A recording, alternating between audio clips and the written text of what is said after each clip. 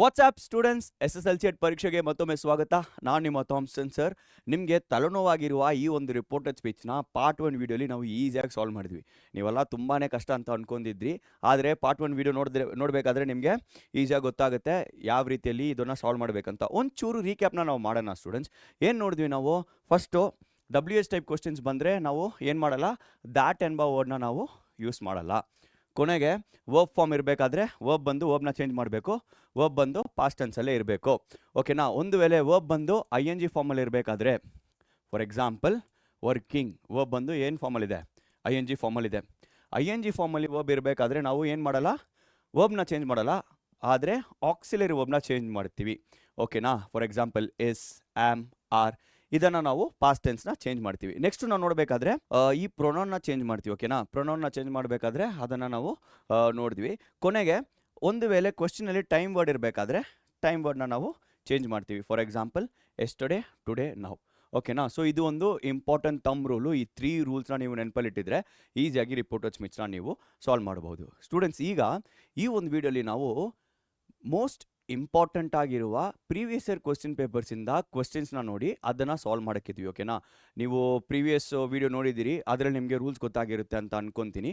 ಈಗ direct question ಪೇಪರಿಂದ ಬರುವ ಕ್ವಶನ್ಸ್ನ ಹೆಂಗೆ ಸಾಲ್ವ್ ಮಾಡಬಹುದು ಅಂತ ನಾವು ನೋಡೋಣ. Let's begin with the first question.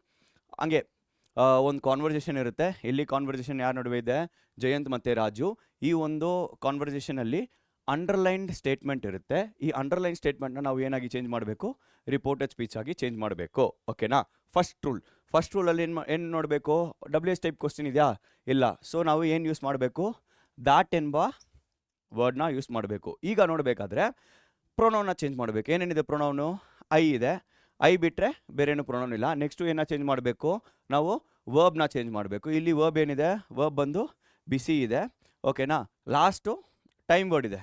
Now time word. So ಈ ಒಂದು 3 ಥಿಂಗ್ಸ್ನ ನಾವು ಚೇಂಜ್ ಮಾಡಬೇಕಾದ್ರೆ ಈ ರಿಪೋರ್ಟೆಡ್ ಸ್ಪೀಚ್ ಈಸಿ ಆಗುತ್ತೆ. ನೋಡೋಣ ಆನ್ಸರ್ ಹೆಂಗೆ ಬರುತ್ತೆ ಅಂತ. Raju told Jayant that he was very busy. ನೋಡಿ, ಇಲ್ಲಿ ಆಕ್ಸಿಲರಿ ವರ್ಬ್ ಕೊಟ್ಟಿದ್ದಾರೆ. ಸೊ ಆಕ್ಸಿಲರಿ ವರ್ಬ್ನ ನಾವೇನು ಮಾಡಿದ್ದೀವಿ? ಚೇಂಜ್ ಮಾಡಿದ್ದೀವಿ. ಸೊ ನಾವು ಏನನ್ನ ಚೇಂಜ್ ಮಾಡಿಲ್ಲ? ನಾವು ಈ ಒಂದು ವರ್ಬ್ನ ನಾವು ಚೇಂಜ್ ಮಾಡಿಲ್ಲ. ನೋಡಬೇಕಾದ್ರೆ ಈ ರೀತಿ ನಮಗೆ ಆನ್ಸರ್ ಬರುತ್ತೆ. Raju told Jayant that he was very busy. ನಾವು ಏನಾಗಿದೆ? ನಾವು ಬಂದು ದೆನ್ ಆಗಿದೆ. ಈಸಿ ಆಗಿತ್ತಾ ಸ್ಟೂಡೆಂಟ್ಸ್? ಹಾಗಾಗಿ ಹಂಗೆ ಮುಂದೆ ಹೋಗೋಣ. ನೆಕ್ಸ್ಟ್ ಕ್ವೆಶ್ಚನ್ನ ನೋಡೋಣ. ಸೇಮ್ ರೂಲ್ನ ಅಪ್ಲೈ ಮಾಡೋಣ. ನೋಡಬೇಕಾದ್ರೆ ಇನ್ನೊಂದು ಕಾನ್ವರ್ಸೇಷನ್ನು, ಪವಿತ್ರ ಮತ್ತು ಕುಸ್ಮಾ ನಡುವೆ ಕಾನ್ವರ್ಸೇಷನ್ನು. ಇಲ್ಲಿ ಅಂಡರ್ಲೈನ್ ಸ್ಟೇಟ್ಮೆಂಟ್ ಏನಿದೆ ಇದನ್ನು ನೋಡಿದ್ವಿ. ಈ ಒಂದು ಅಂಡರ್ಲೈನ್ ಸ್ಟೇಟ್ಮೆಂಟನ್ನು ನಾವು ರಿಪೋರ್ಟೆಡ್ ಸ್ಪೀಚ್ ಆಗಿ ಕನ್ವರ್ಟ್ ಮಾಡಬೇಕು. ಇಲ್ಲಿ ಸೇಮ್ ರೂಲ್ಸ್ನ ಅಪ್ಲೈ ಮಾಡೋಣ. ಫಸ್ಟು ಪ್ರೊನೌನ್ ಇದೆ, ಪ್ರೊನೌನ್ನ ಚೇಂಜ್ ಮಾಡಬೇಕು. ನೆಕ್ಸ್ಟು ವರ್ಬ್ ಇದೆ. ವರ್ಬ್ ನೋಡಿ, ವರ್ಬ್ ಹೆಂಗಿದೆ? ವರ್ಬ್ ಬಂದು ING ಫಾರ್ಮಲ್ಲಿದೆ. ING ಫಾರ್ಮಲ್ಲಿ ಇರಬೇಕಾದ್ರೆ ನಾವು ಏನನ್ನ ಚೇಂಜ್ ಮಾಡಬೇಕು? ಆಕ್ಸಿಲರಿ ವರ್ಬ್ನ ಚೇಂಜ್ ಮಾಡಬೇಕು. ವರ್ಬ್ನ ಚೇಂಜ್ ಮಾಡೋಕ್ಕೆ ಅವಶ್ಯಕತೆ ಇರಲ್ಲ. ವೆಲ್ ಅಂತ ಇದೆ. ಸೊ ಇಲ್ಲಿ ಟೈಮ್ ವರ್ಡ್ ಇಲ್ಲ. ಸೊ ಬರೀ ಈ ಒಂದು ಚೇಂಜಸ್ನ ಮಾಡಿದ್ರೆ ಸಾಕು. ಸೊ ಆನ್ಸರ್ ಹೆಂಗೆ ಬರುತ್ತೆ ನೋಡಿ? Kusma told Pavithra that she. ನೋಡಿ, ಐ ಏನಾಗಿದೆ? ಐ ಶಿ ಆಗಿದೆ. ವಾಸ್, ಆಮ್ ಏನಾಗಿದೆ? ಆಮ್ ಬಂದು ವಾಸ್ ಆಗಿದೆ. Not feeling well. ನೋಡಿ, ಇಲ್ಲಿ ವರ್ಬ್ ಬಂದು ಚೇಂಜ್ ಆಗಿಲ್ಲ. ಯಾಕೆ ಚೇಂಜ್ ಆಗಿಲ್ಲ ಅಂದರೆ ವರ್ಬ್ ಬಂದು ING ಫಾರ್ಮಲ್ಲಿದೆ. ಸೊ ಅದನ್ನು ಚೇಂಜ್ ಮಾಡೋಕ್ಕೆ ಅವಶ್ಯಕತೆ ಇಲ್ಲ. ನೋಡಿ ಎಷ್ಟು ಈಸಿಯಾಗಿದೆ ಸ್ಟೂಡೆಂಟ್ಸ್. ಈ ರೀತಿ ನೀವು ಬರೀ ಈ 3 ಸಿಂಪಲ್ ರೂಲ್ಸ್ನ ಅಪ್ಲೈ ಮಾಡ್ಕೊಂಡು ಹೋದರೆ ನೀವು ಈಸಿಯಾಗಿ ಈ ಒಂದು ರಿಪೋರ್ಟೆಡ್ ಸ್ಪೀಚ್ನ ಆರಾಮಾಗಿ ನೀವು ಮಾಡಬಹುದು. ಓಕೆ, ಮುಂದೆ ಹೋಗೋಣ. ಇನ್ನೊಂದು ಕ್ವೆಶ್ಚನು.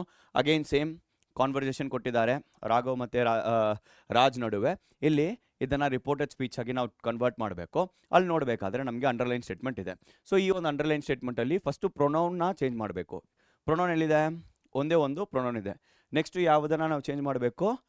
ವರ್ಬ್ನ ಚೇಂಜ್ ಮಾಡಬೇಕು. ವರ್ಬ್ನ ನಾವು ಚೇಂಜ್ ಮಾಡಬೇಕಾದ್ರೆ ವರ್ಬ್ ಯಾವ ಫಾರ್ಮಲ್ಲಿದೆ? ಇಲ್ಲಿ ING ಫಾರ್ಮಲ್ಲಿದೆ. ಒಂದು ವೇಳೆ ವರ್ಬ್ ING ಫಾರ್ಮಲ್ಲಿ ಇರಬೇಕಾದ್ರೆ ವರ್ಬ್ನ ಚೇಂಜ್ ಮಾಡಬಾರ್ದು, ಆದರೆ ಆಕ್ಸಿಲರಿ ವರ್ಬ್ನ ನಾವು ಚೇಂಜ್ ಮಾಡಬೇಕು. ಕೊನೆಗೆ ಟೈಮ್ ವರ್ಡ್ ಇದೆ ಇದರಲ್ಲಿ. ಹೌದು, ಟೈಮ್ ವರ್ಡ್ ಕೂಡ ಇದೆ. ಸೊ ಟೈಮ್ ವರ್ಡ್ ಕೂಡ ನಾವು ಚೇಂಜ್ ಮಾಡಬೇಕು. ಸೊ ಹಾಗಾಗಿ ನಾವು ಮಾಡಬೇಕಾದ್ರೆ ಆನ್ಸರ್ ಹೆಂಗೆ ಬರುತ್ತೆ ನೋಡಿ? ರಾಜ್ ಟೋಲ್ಡ್ ರಾಘವ್ ದ್ಯಾಟ್ ಯಾಕೆ ಯೂಸ್ ಮಾಡಿದ್ದೀವಿ? ಇಲ್ಲಿ WH ಟೈಪ್ ಕ್ವಶನ್ ಇಲ್ಲ. ಸೊ ಅದಕ್ಕೆ ಹಾಗಾಗಿ ನಾವು ದ್ಯಾಟ್ನ ಯೂಸ್ ಮಾಡಿದ್ದೀವಿ. ಹಂಗೆ ಮುಂದೆ ಹೋಗಬೇಕಾದ್ರೆ ನೋಡಿ, pronoun I became he. I ಬಂದು ಹಿ ಆಗಿದೆ. ಮತ್ತು ಆಮ್ ಬಂದು ವಾಸ್ ಆಗಿದೆ. ಮತ್ತು ಗೋಯಿಂಗ್ ಹಂಗೆ ಇದೆ, ಗೋಯಿಂಗ್ ಟು ಡೆಲ್ಲಿ. ಟುಮಾರೋ ಏನಾಗಿದೆ? ಟುಮಾರೋ ಬಂದು ದ ನೆಕ್ಸ್ಟ್ ಡೇ ಆಗಿದೆ. ಈ ರೀತಿ ನಾವು ಚೇಂಜ್ ಮಾಡ್ಕೊಂಡು ಹೋದರೆ ಸ್ಟೂಡೆಂಟ್ಸ್ ಈಸಿಯಾಗಿ ನಾವು ಆನ್ಸರ್ಸ್ನ ನೋಡಬಹುದು. ಇಲ್ಲಿ ಜಾನ್ ಮತ್ತು ರಾಜ್ ನಡುವೆ ಕಾನ್ವರ್ಸೇಷನ್ ಆಗ್ತಿದೆ. ಅದನ್ನು ನಾವು ರಿಪೋರ್ಟೆಡ್ ಸ್ಪೀಚಲ್ಲಿ ನಾವು ಚೇಂಜ್ ಮಾಡಬೇಕು. ಅಂಡರ್ಲೈನ್ ಸ್ಟೇಟ್ಮೆಂಟ್ ಇಲ್ಲಿದೆ. ಇಲ್ಲಿ ಅಂಡರ್ಲೈನ್ ಸ್ಟೇಟ್ಮೆಂಟಲ್ಲಿ ನಾವು ನೋಡಬೇಕಾದ್ರೆ WH ಟೈಪ್ ಕ್ವಶನ್ ಇದೆ ಸ್ಟೂಡೆಂಟ್ಸ್. ಸೊ ನಿಮ್ಗೆ ಗೊತ್ತಿದೆ WH ಟೈಪ್ ಕ್ವಶನ್ ಇದ್ದರೆ ಆನ್ಸರಲ್ಲಿ ಏನನ್ನ ಯೂಸ್ ಮಾಡೋಕ್ಕೆ ಅವಶ್ಯಕತೆ ಇಲ್ಲ. ಕಮೆಂಟ್ ಸೆಕ್ಷನಲ್ಲಿ ಹಾಕಿರಿ ನೋಡೋಣ. ಡಿಡ್ ಯು ಬೈ ಅಂತ ಇದೆ ವರ್ಬು, ಓಕೆನಾ. ಮತ್ತು ಇಲ್ಲಿ ಪ್ರೊನೌನ್ ಯು ಇದೆ, ಇಟ್ ಜಾನ್ ಅಂತ ಇದೆ. ಸೊ ಅದನ್ನು ಬಿಟ್ಟರೆ ಟೈಮ್ ವರ್ಡ್ ಇಲ್ಲ. ಸೊ ಇಲ್ಲಿ ಈ ಒಂದು ಕ್ವಶನ್ನ ನಾವು ನೋಡೋಣ ಹೆಂಗೆ ಸಾಲ್ವ್ ಮಾಡಬೇಕಂತ. So let us look at the answer. Raj asked John when he, ನೋಡಿ ಯು ಬಂದು ಹಿ ಆಗಿದೆ.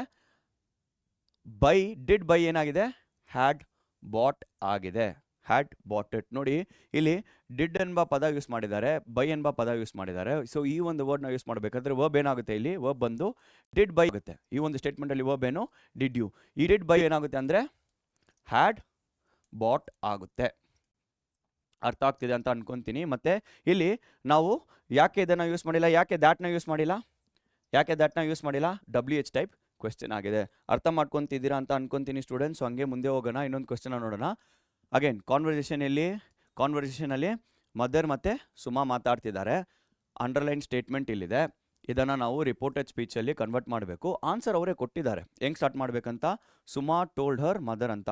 ಕೆಲವೊಂದು ಸಾರಿ ನೀವು ನೋಡಬೇಕಾದ್ರೆ ಆನ್ಸರ್ನ ಕೊಟ್ಟಿರ್ತಾರೆ ಈ ರೀತಿ ಸ್ಟಾರ್ಟ್ ಮಾಡಬೇಕಂತ, ಕೆಲವೊಂದು ಕ್ವೆಶ್ಚನ್ಸಲ್ಲಿ ಕೊಟ್ಟಿರಲ್ಲ. ಆದರೆ ನೀವು ಏನು ಮಾಡ್ಕೊಳ್ಳಿ, ಅದನ್ನು ನೋಡಿ ರಿಪೋರ್ಟಿಂಗ್ ವರ್ಬ್ ಗೊತ್ತಲ್ಲ, ರಿಪೋರ್ಟಿಂಗ್ ವರ್ಬು, ಇದಕ್ಕೆ ನಾವು ರಿಪೋರ್ಟಿಂಗ್ ವರ್ಬ್ ಅಂತ ಕರಿತೀವಿ. ರಿಪೋರ್ಟಿಂಗ್ ವರ್ಬು ಟೋಲ್ಡಲ್ಲಿ ಇರಬೇಕಾದ್ರೆ ಆನ್ಸರಲ್ಲಿ ಟೋಲ್ಡ್ ಅಂತ ಬರೀರಿ, ಅಥವಾ ರಿಪೋರ್ಟಿಂಗ್ ವರ್ಬು ಸೆಡ್ ಅಂತ ಇರಬೇಕಾದ್ರೆ ಆನ್ಸರಲ್ಲಿ ಸೆಡ್ ಅಂತಲೇ ಬರೀರಿ. ಚೇಂಜ್ ಮಾಡಿ ಬರಿಬೇಡಿ, ಓಕೆನಾ.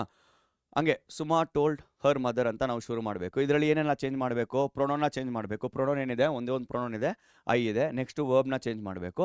ವರ್ಬ್ ಬಂದು ಫೀಲಿಂಗು, ಆದರೆ ಫೀಲಿಂಗ್ ಬಂದು ಯಾವ ಫಾರ್ಮಲ್ಲಿದೆ, ING ಫಾರ್ಮಲ್ಲಿದೆ.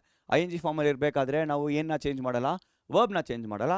ಆದರೆ ಎದನ್ನು ಚೇಂಜ್ ಮಾಡ್ತೀವಿ, ಆಕ್ಸಿಲರಿ ವರ್ಬ್ನ ಚೇಂಜ್ ಮಾಡ್ತೀವಿ. ಈಗ ಟೈಮ್ ವರ್ಡ್ ಕೂಡ ಇದರಲ್ಲಿದೆ.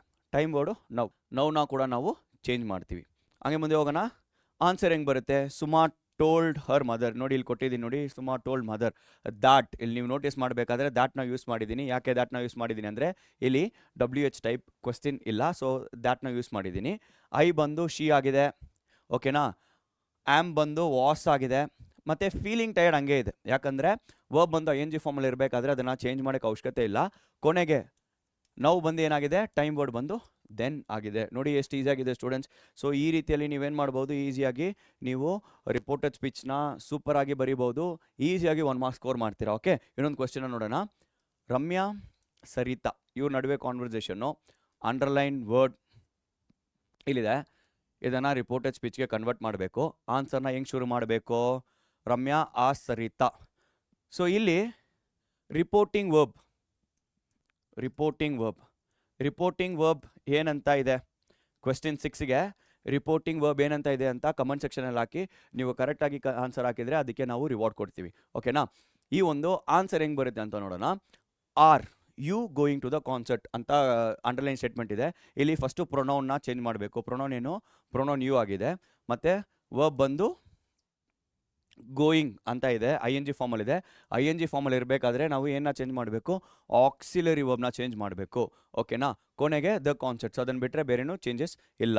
ಅದನ್ನು ಆನ್ಸರ್ ಹೆಂಗೆ ಬರುತ್ತೆ ನೋಡಿ, ರಿಪೋರ್ಟೆಡ್ ಸ್ಪೀಚಲ್ಲಿ ಆನ್ಸರ್ ಹೆಂಗೆ ಬರುತ್ತೆ, Ramya asked Sarita if she was going to the concert.